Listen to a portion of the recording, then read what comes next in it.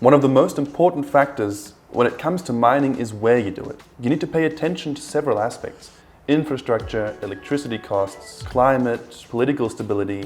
There are several hotspots for mining worldwide, but because we want to stay ahead of the market, we are constantly scouting new locations. In the past few years, we've mastered this process, and Sweden is one of the results of those efforts.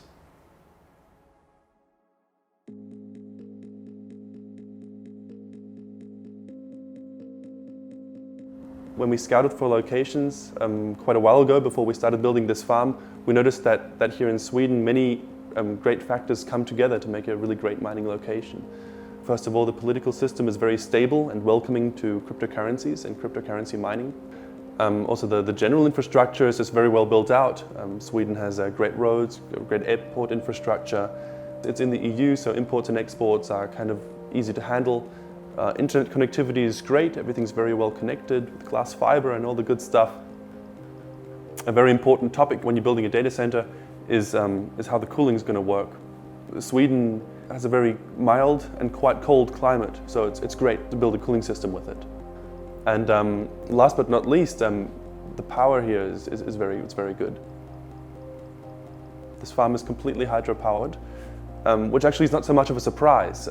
Usually renewable energy sources are quite plentiful. So when you're starting a cryptocurrency mining operation or anything else that uses a lot of power, being close to a renewable energy source, for example, a hydropower dam, is extremely beneficial, because where there's a lot of power and the price of power is good, that's where cryptocurrency miners also want to be.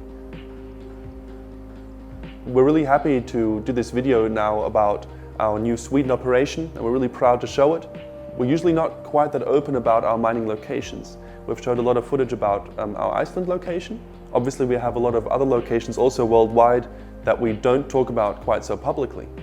I'd quickly like to point out why that is. Please understand that we have to walk a fine line between showing our facilities and keeping them secret. On the one hand, we want to be as open and transparent about our operations as possible, to show people what we're doing, to show our customers what they're actually putting their money towards, just to give a general impression to people what cryptocurrency mining is all about. So we think of it as an educational aspect and as a trust building aspect also, so we can show people what we're all about. On the other hand, we need to be careful about protecting our intellectual property. We need to worry about people stealing our ideas and copying them for themselves. We need to worry about our effort spent towards some technology or some infrastructure improvement or something just being ripped off and we're losing the benefit we get from that. We also need to worry about security aspects. If we show people all the locations that we're at, we'll have people knocking at our door asking for free tours, and that's actually happened in Iceland, by the way. That actually does happen. People knock on our gates and they ask to come in. They can't come in, but they still come. And we obviously don't want that extra security concern on too many other locations. The most secure site is something that is when no one knows about it, of course.